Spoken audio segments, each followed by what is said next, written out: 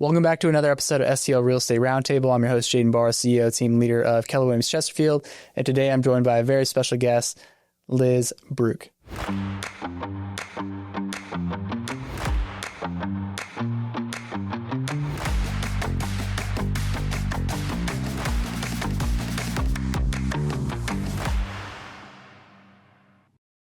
Liz, thank you so much for being on. Thanks for having me. I'm so glad you asked. Let's have some fun. So I start off pretty much every episode the same way, which is what got you started in a career in real estate? Ooh, that's a loaded question. I am a former teacher, and I have a background in marketing, PR, and advertising. So my undergrad is in public relations, and then I got a graduate degree in teaching. And when I moved to St. Louis, my husband works for Enterprise, which is how we ended up here. It was like my 6th year teaching, but it's hard to get into education when you move to St. Louis, especially a really, really solid school district. That's probably true of a lot of places. But I remember I was teaching in Jennings. I was in the Jennings School District and at Northview, and I loved my students. I had 5th grade and 1st grade. And what's notable about that is, unfortunately, was when Ferguson happened. And I think it changed education forever, at least in St. Louis. And so I think that there were some really tough conversations that I had to have with 5th graders that made me think about the fact that I had less time for teachable moments, and it started to become sort of an introspective thing. And I decided, all right, maybe it's time to think about something else. So I did some part-time teaching, and I was pregnant with my son at the time. And I said, you know what? I've always had an interest in business. I can fall back on that degree. Teaching's just not really working out. And I'm just not, like, I'm working so hard and not making very much money, which is unfortunate. So I decided I'm going to teach people about houses instead of being in the classroom. And the rest is history. And I never sort of looked back after that. Mm-hmm. So that's how it all started. So what year was that? 2019. 2019. Okay. So right before COVID. Right before COVID. Okay, cool. So you get your real estate license, and then what? I did what everybody else does, which is throw spaghetti at a wall and see what sticks. No, kidding. That sounds terrible. No, I decided that I was going to make that first, full disclosure. I think that real estate is a lifelong career of learning.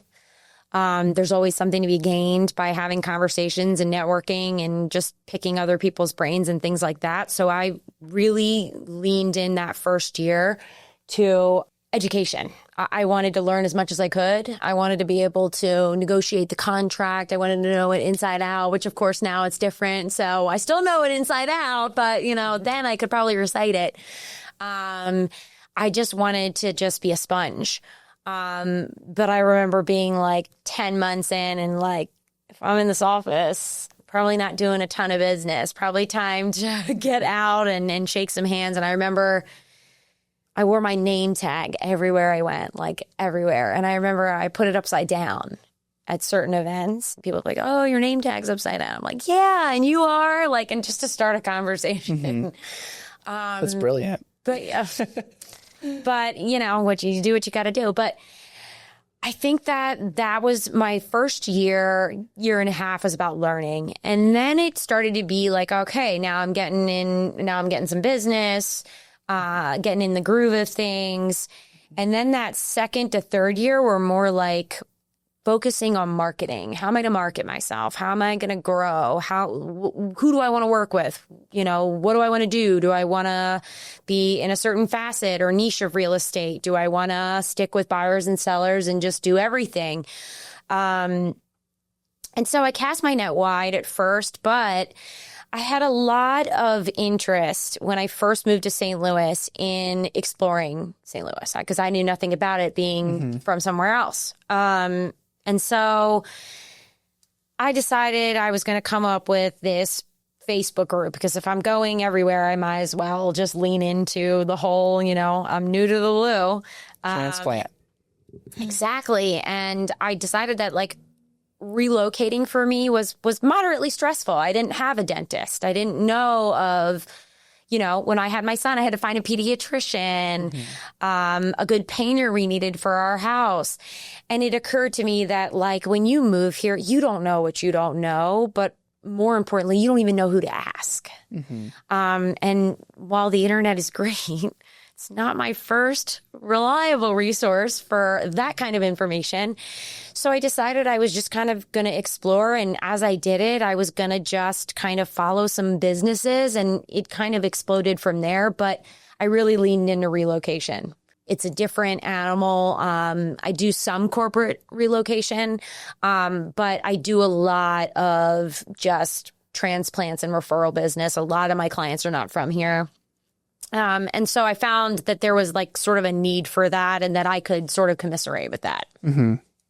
That's awesome. Yeah. I think, my wife and I, like, she's from an hour west of here, which isn't really St. Louis, right? It's a tiny little small town in Franklin County. And then I'm from Central Missouri, so I'm not from St. Louis. So there you go. And so we were those people, right? That moved here. We didn't know, like you said, a dentist, a painter, didn't know who to ask. You have to take somebody's word for it, who, you really don't know source wise how reliable that is. So and so now, and knowing now how tight knit of a community St. Louis is, it's building those relationships and connections. So it's like it's kind of hard to find your group, right?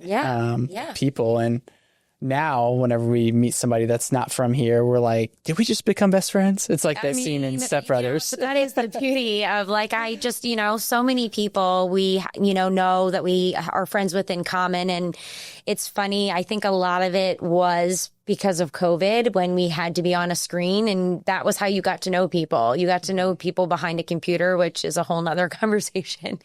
But I over those few years, I got to know so many people that, the years after that, I was putting a name with a face. Like, I felt like I knew them by then. I knew their kids. I knew when their birthday was. I knew what they were celebrating. And so I think that that's become bigger as time has gone on. And I think as real estate has evolved in St. Louis, I've always been of the opinion that collaboration over competition is the way to go. I only compete against myself. I mean, that's not saying a whole lot now that I think about it. But, I want everybody. There's enough business to go around. We all know different people. If it's going to help somebody else to share their listing or to give them some advice. I know an agent in my office called and said, hey, you live in this area. Can you help me with this listing I have coming on? I just can't comp it. Sure. And we sat down and went, in full conversation over what I would recommend and how I would go about it. And I think that it comes back to the relationships. And I know that that's what everybody says, but it's both on the colleague side and on the client side. I think that that's what my business is that's really what it has blossomed into. Yeah. And I've talked about, kind of like what you said with agent to agent relationship. I've talked about that on several episodes, and that it's such an underemphasized aspect of who you choose to work with as an agent, because 100%. The reality is, like, if you find yourself in a multiple offer scenario or a competitive scenario, the agent that has done a deal with that agent on the other side Every of the deal, time. it goes a long way. And when we were in competition, which was, steep, and still inventory is a little tight, I can tell you for a fact that, my offer sometimes went, to the second rung on the ladder because I had that relationship established before. And, sometimes you say it's the best time you never want to have again, but a lot of the times, a lot of the agents that I have gotten to know over the years have really become friends. And, it's interesting to see the turn of events. I know one of which was like helping me teaching me math. It was real estate math for our exam or whatever it was. Something that you probably, never use again because we don't really calculate meets and bounds now, but that's fine. And I remember specifically, and her name is Jody Parrish. So hi, Jody. but she's now on the board. But all these years later, we were at the same brokerage, and it was just funny how it came full circle. And it's just some of those things I think really make what we do interesting, because you see the evolution of it. You see when people start, you see where they're going, you see what they ended up, doing after a few years. And it's just interesting to see the different routes you can take. And I think people forget that about real estate too. Mm-hmm. Not everybody's doing the same. We all have different businesses. We all run our businesses differently. Yeah. We all have different philosophies, missions, values. And I think that people forget that because they hear real estate and they think it's just one thing. It's a house. Yeah. They picture housing. There's so many different things that you can delve into. Yeah, and everybody has different goals too. I think the comparison game is a dangerous game to play, especially as agents. Whenever you see the top agent in the office, or the recognition, the awards, and things like that, and it's I think it's just a dangerous game to play, because a lot of times people are chasing goals that aren't even their own, right? Fact. So I think getting really clear on what your goal is and why that is important to you. Right. And sometimes growth means selling less houses, or every time. Like if growth, growth might look like, yep, being gone from home less and being a more present mom or dad or husband or whatever it might look like. That's so true. Right? I'll be honest, in 7 years of real estate, I had not stopped running at all. And then this past year has been by far the hardest year I've had in real estate, for sure. Mm-hmm. Unfortunately, since COVID, I had a really bad experience with COVID, and it just messed up some just health related stuff. And my hands shake now, so holding the gimbal no longer, things like that I built a business on are really just a struggle for me at this point. I used to love public speaking, and I don't speak as eloquently as I once did. It's just sort of I'm foggy since COVID. And so I think that for sure the comparison game can be a really, really detrimental game, not only to your mental health, but to your business, because at the end of the day, you're right. You're chasing dreams that aren't yours most times. And often, if you see somebody else do it, you can accomplish it, but it might be in a different capacity. And I realized at a certain point that while I sold a ton of real estate, by myself in 1 year, I stopped caring about the volume. I stopped caring about the units, because I realized, at some point, if you make money and you never see your family, or can spend it on them or spend time, for what? Yeah. And unfortunately for me, it's a little different, because I was building a business while I had my son growing up. So he's only 6, and he's only never known me not, me running around and bringing home cupcakes every Sunday from open houses. That's all he knows. So he doesn't know any different, which sounds terrible. But I feel now, looking back on it, if I were ever to have more children, or if I could have done it differently, I would have said, I would have been okay making less money and running less. Mm-hmm. But I think that at the time when I was starting my business, that was the goal, was how many buyers and sellers, how many appointments do you have? How many calls are you making to get this? I remember that being hammered in. And for someone like me, that just created anxiety. It didn't fuel my business. So, and for some people, numbers are, motivating. It just depends on who you are and what works. Mm-hmm. Absolutely. Absolutely. So what are some things that you're currently working on that are fueling you or giving you excitement with your business? I was given the opportunity to be on the American Dream TV network. And I am selling St. Louis, and it is actually not all real estate related. It's more lifestyle based, and I'm having a lot of fun with it. I shot my first episode, and God bless Craig Sewing, who is the producer. And thank God it's not live, because there's that part. And it was probably, to me, here's classic example of what we just talked about. To me, it was a little bit of a disaster, but it was just because it was so hot and my hair was frizzy and, things that are so not important.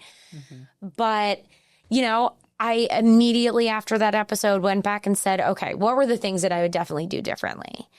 And I definitely have a list of things that I would do for the next episode that's going to be a little different than this one. But it was a great organization, and so I hope it raises a lot of money. I'm hoping to have a QR code on the network episode so that when it airs that they can get some money to build the additional tiny houses. This is exactly what it was for Veterans Community Project. And they have 16 built, and they're building 16 more tiny homes. And so they're running a capital campaign for that.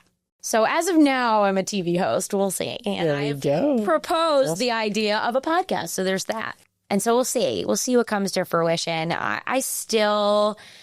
I'm doing a lot, honestly, in the background at this time. And I think that that's been good for me to kind of, listen, I feel like I can never come late and I can never leave early. So, and that's not to toot my own horn. It's just because I love people and I love talking to people. And over the years, I've built camaraderie and friendships and relationships, much like, our relationship. And so that's wonderful. But I'm trying to fade into the background and really celebrate some people that I have, got into real estate with that are now just killing it. The other day I was helping Laura Lohman out with some, charity that she was trying to get some food items donated for Brendan's Friday backpack, and just trying to support people that have supported me in business. I think that showing up for your friends in this business is super important, especially when you're a solo agent. Yeah. So doing a lot of that. Yeah, because it can get lonely out there, right? It can. Your ideas get stale. As creative as I am, and as much as I love that piece of it, the execution for me is a little different. The creativity part I love, but after a while, it's nice to be around somebody who can have a conversation and give you new ideas or fresh, content or ways of doing things. Just because it's the way you do it doesn't always mean it's the best way to do it. And that's for sure. So, I love to learn. I think that's the teacher in me too. Like, I never stop learning because I feel like in this business, it changes. Real estate really is cyclical. So you have to kind of be able to pivot. AI is newer. And so leaning into just kind of doing things a little differently than you once did. And so I really thrive on that opportunity. I feel like somebody just heard me say that I'm doing a lot of artificial intelligence. It's all good. And now books fall behind me. But I think growth comes from your willingness to be teachable and to learn. For sure. Yeah, I think growth is a never-ending journey, right? There's always going to be something new, always going to be changes in the industry, and knowing how to navigate that. And like you said, I'm going to fix that because that's, going back to just having that network of agents and kind of colleagues that you can call on, like whether it's a good day, something you're celebrating or something that, you just got your teeth kicked in. I think it's 100%. Really important. And, watch the MREC is going to come for me. The real estate exam is nothing like what we do. No. And I'm not the first person to say that. I got my broker's license a couple of months ago, and I remember studying for it. And I remember thinking, like, so much of what I'm learning in this very book says we don't use it anymore. And yet there are things that we do use now that are not even touched upon. And so with that said, a lot of real estate, unfortunately, is learning as you go. And if you've never seen it, if you're not somebody who seeks out some guidance with that, it really could be to the detriment of your clients. I see things I always say to my clients, I know enough to be dangerous. But, I'm not a therapist. I'm not a lawyer. I'm not an inspector. And there are some things when I'll say, like, I have no idea what that is. Like, I keep looking down here. I'm like, all right, it's radiant heat, but what does that knob do? Like, what is that? And I think that that's a real estate agent kind of thing. You're driving and you're like, wow, I've never seen that one before. But I think you also have to be assertive. Like, I send pictures to my inspectors. Hey, what am I looking at? And I don't claim to know what I don't know, but I think that in this business, I'm 7 years in and you still see things you've not seen before. Yeah. And so being able to have a network of people around you, I learned something about septic the other day, and I don't even remember what we were talking about, but it was the distance between well and septic. And we were talking about how if you have two different parcels and what all that looks like. And I remember writing down, it was in a board meeting, no less. And I'm writing down the notes and somebody's like, what are you writing? And we're not talking about anything. I'm like, I know, but I need to remember this because I had no idea. And so I think that it's having those conversations with people and knowing different kinds of agents, that thrive. Some people specialize in land. Some are great with, investors. It's knowing those people and being able to fall back on them and call on them or refer them business when you don't feel like it's your arena. Yeah. That makes a world of difference for sure. Yeah. And there's so many different ways to be successful in this industry too, right? I mean, like you said, specializing with land or investors or commercial or luxury or multifamily. It's like, there's plenty of ways to kind of set yourself apart and be that agent that is the market expert in that particular niche. Yeah.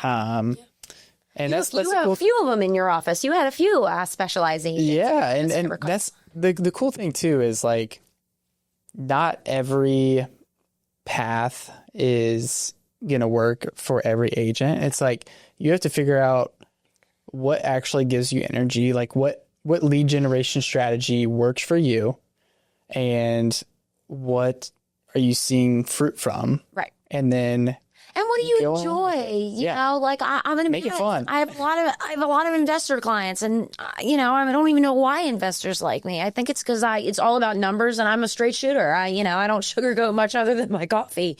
But do I love working with investors? I mean, not really. It's a lot of running. It's a lot of houses, like I went, that I just don't want to, problems that I don't want to deal with and a lot of just really messy, sometimes investor deals can be a little messy. So for me, while I'm good at it and while I like it and while I do it, if I had my choice, I would work with veterans all day, every day, all the time.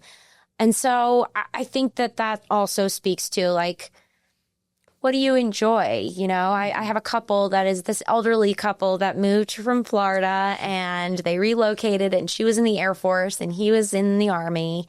And I worked so hard to find them a house because they needed houses that were ADA and could accommodate their needs. And they wrote me a letter saying, you can say this to everybody. We kind of need them to know so that they know how important it really is if we find that house, that's the only one. And I somehow found them that house. And I remember calling her and she just cried. And I've never had a client really cry because they've gotten a house, but she was just so relieved and so excited and so grateful. And I felt so sort of honored to be able to give that, news to her. So I think it's about doing what you love and leaning into that too. Mm-hmm. That's what's so cool about this industry too, is like you can literally build your business however you want, right? However you want. And it can be different by day. Yeah. And the reality is like we're serving people at a monumental moment in their life where, this is home, right? It's such like where you make memories. It's where people grow really amazing up. Yeah. Amazing thing that I think a lot of times we kind of lose sight of as agents, just running in the day to day. But like this is a big deal. And like we get to be the agent of choice for this monumental moment that might happen 4 or 5 times in a lifetime. And so being a part of that journey. It's generational wealth. It's so cool. There's so many things that, go into that. And I think that it's being part, there aren't many purchases that are emotional purchases. And this is definitely one of them for sure. Absolutely. Absolutely. So what advice would you give to an agent? They just got their license. They just learned how many feet are in an acre or whatever that question is. Yeah. And that's a Deb Toman. I don't know if you know Deb Toman, but she's fantastic. Whatever that answer is, they just learned that, right? They got that on repeat in their brain. They just got their license. What advice would you give to that agent? I'd say that the best advice that I could give an agent would be to stick with it and just don't be afraid to ask. I remember knocking on private offices and saying, hey, can I just follow you for a day? I am giving that opportunity to whatever agent is now listening. By the way, I would love to have you. I can't tell you that I'd be the greatest agent for you to follow, but you're welcome to come and learn from me. I think just seek out opportunities. I think that people, like you said, the comparison game is always going to be bad news. But I think that when you see these top producing agents, at least when you're new, it's a little apprehensive. You kind of feel like you're not in the same arena. You can't possibly understand what, they deal with or are going through. And so my recommendation would be seek out somebody that like, and trust, no pun intended. That's what we say to everybody, but that you really do feel could be somebody that's a mentor in this business that would show you the ropes and sort of give you some guidance because, again, you don't know what you don't know. And listen, I've recreated the wheel a number of times when I probably could have gone to somebody and said, hey, what are you doing and why is it working? And how can I implement that for myself? So yeah, just don't be afraid to approach the people. If you see somebody that's doing what you want to do and they're doing it well, ask them about it. Yeah. More times than not, at least the people I know in this business will be willing to have that conversation with you and won't judge you for it. Will be willing to give you some really good advice and information. And if you get one thing out of it, it was worth the conversation every time. Absolutely. Yeah. I always say like the importance of, training and events and different things like that. You're going to get so much more value, not necessarily from the training itself. You might get like 1 or 2 nuggets, but the real value comes from the conversations before and after the meeting, right? Whenever you're in the room, the office, when you're in the room with the other agents, and you get to ask them, "Hey, what's working for you?" or "What are you working on?" And you get to hear the conversations that are also the tough conversations, where it's not just social media. Yeah, it's not just pretty all the time and just listed and just sold. But you hear the conversations where, there's this major cloud on title and what are they doing to clear it? And how is your client doing with all of that? And that's beyond, there are things that are beyond our control, but hearing how people navigate some of these landmines, if you will, or challenges, just being privy to those conversations is so, so valuable. And I think people forget that. Absolutely. Absolutely. So looking at the business that you've built, right? New to St. Louis, been in the business for 7 years now, 7 years. What are you most proud of? I used to pride myself on just being really okay in my own skin. And I think that over time, as I've gotten older, I understand less. And I thought that as an adult, I'd start to understand more, but I have a lot of questions about the world we live in at this point. But I'm really proud that I, in the very beginning, just stuck myself out there. And I said, you know what? The best way, being a new agent that is cost effective and that reaches the most amount of people at the time, was social media. And I'm going to just lean into it. And I enjoyed it. And I loved being in front of people. And I loved talking to people. And it was sort of a natural progression. But I think that I'm proud that I've what you see online is still what you get in person. It's no different. I make the same dumb jokes. I, make the same faces. I talk with my hand. I talk really fast. I move really fast. Like none of that is, for show, and I think that being who you are is a huge part of it. It's not always easy, and there's always going to be people that don't love, but for me, the fastest route is from A to B is a straight line. So I kind of go with that route, but I know that there's a delivery to everything. And so I think that I'm just proud that I've really stuck to who I am and what I stand for and what I believe in. Yeah, I love that. That's great. And that's something that I've always admired about you too, right? I appreciate that. Like you are comfortable in your own skin. You are.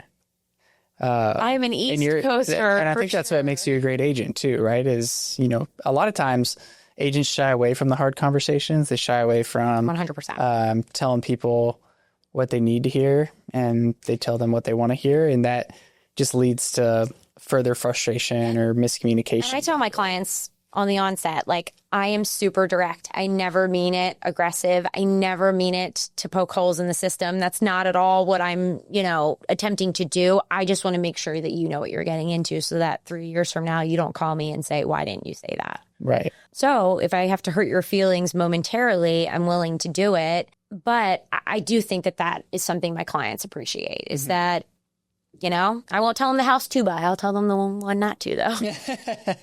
Is there anything else that you want to dive into? No, I think we pretty much covered all of it. If you have any other questions for me. I've got, I love your shoelaces, by the way. The last question every episode is, what has been the most impactful book or podcast that has had an imprint on your business? It's really, really funny is that the first book I just thought of after all these books that we've talked about, Never Split the Difference, Exactly What to Say, which is a really good one for me, especially. The Giving Tree. Did you read that book when you were a kid? The Giving Tree. Okay. No, I haven't. Okay. We need to get you one. Okay. We need to get you one for the little. Add it to the Amazon list. And so The Giving Tree is a book all about this tree and this gentleman, and she is, alive, this tree, but gives him everything he needs as he gets older. So one day he needs to build something, and she gives him some tree limbs from, her tree. And then he needed someplace to sleep, to sleep, and it was soft. So he took all the leaves off her tree.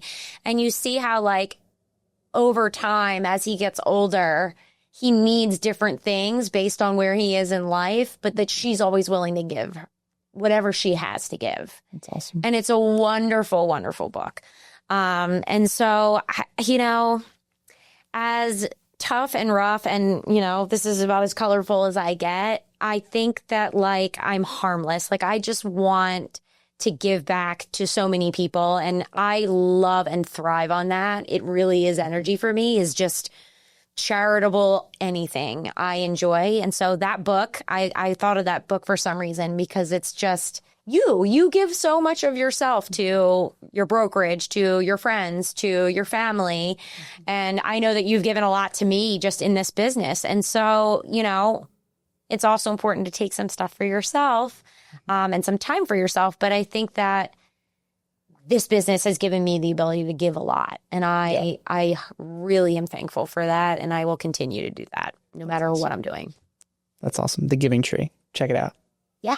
There's another great book. It's called Go Givers, Sell More. So good. Which is along that train of thought. Yes. Right? Yes. That's awesome.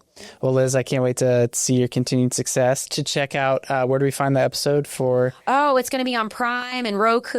And let's go. What's it called? It's called American Dream TV Selling St. Louis. America's Dream TV Selling St. Louis. It will be a number of places, and I will let you know when that is. I will be having a watch party of some kind, I'm sure. Just That's for awesome. Fun.